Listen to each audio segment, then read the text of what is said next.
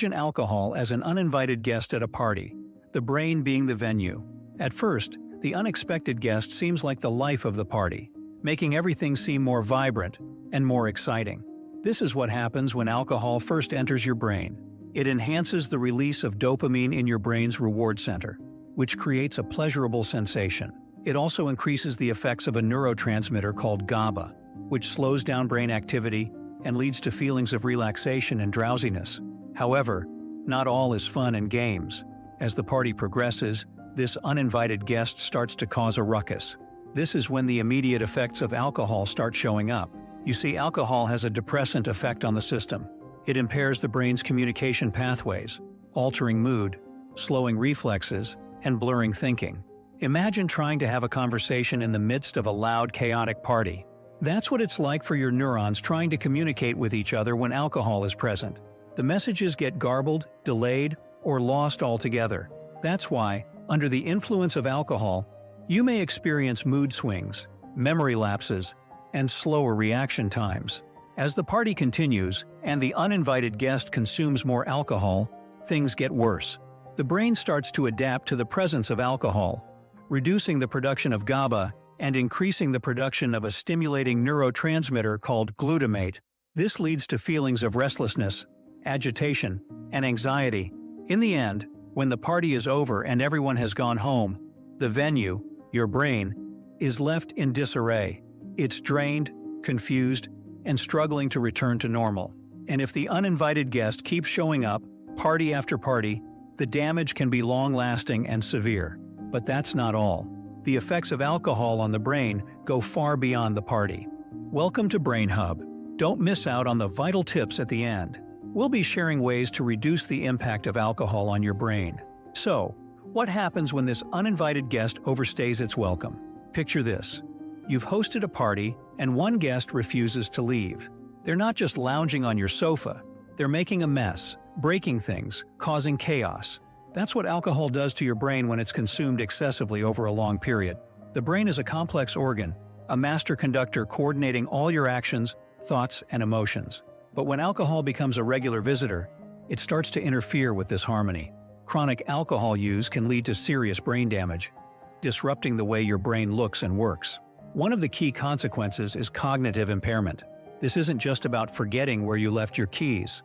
We're talking about long-lasting issues with learning, memory, and attention. Alcohol can even shrink the brain's gray matter, where all the intellectual heavy lifting happens. Imagine trying to run a marathon with your shoelaces tied together. That's what it's like for your brain to perform everyday tasks with this damage.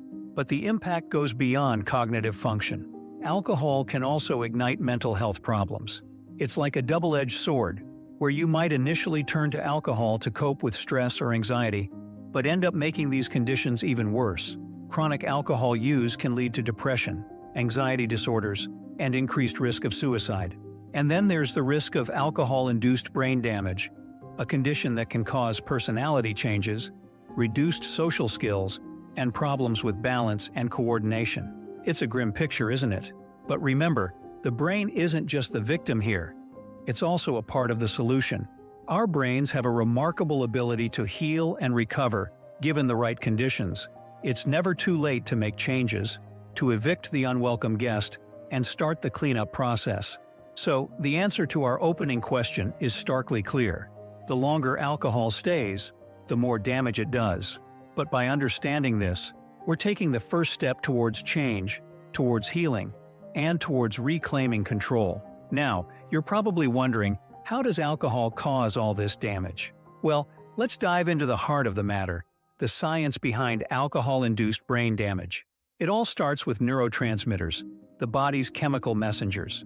These are responsible for virtually all of the processes that occur in the brain, from feelings of happiness to memory formation.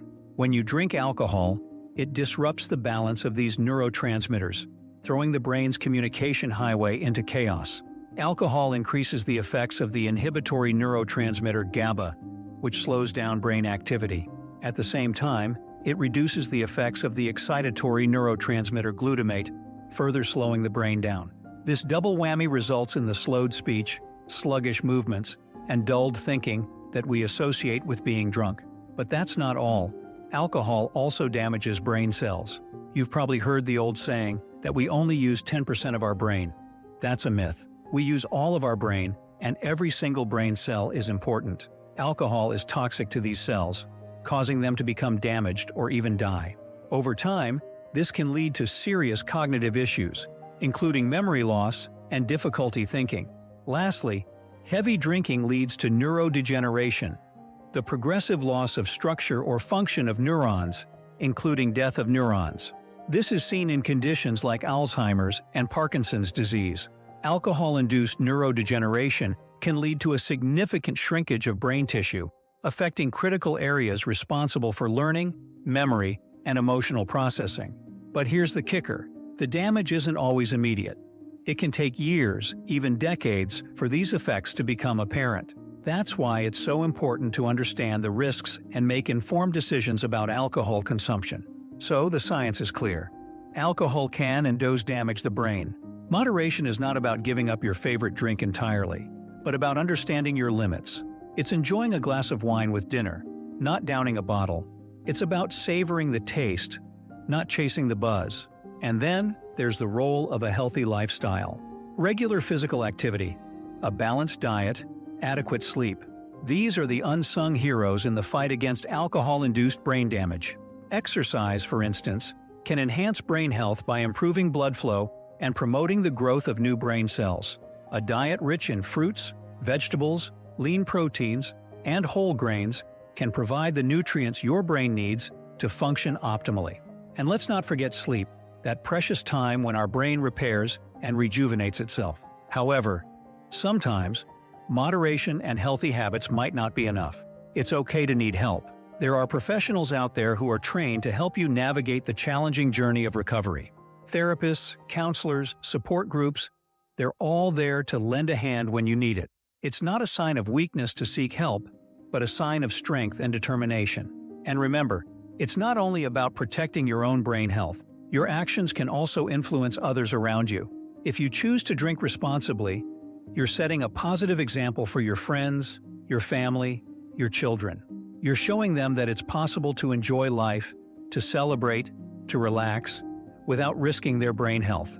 So, the sobering truth about alcohol and your brain. We've seen how, at first, alcohol might seem like a harmless companion, offering moments of relaxation or social connectivity. But beneath this seemingly benign surface, it has been silently rewriting the story of our minds. In the end, it's about awareness. It's about understanding the effects of alcohol on our brains and making informed choices about our health and well-being. Stay informed, and remember,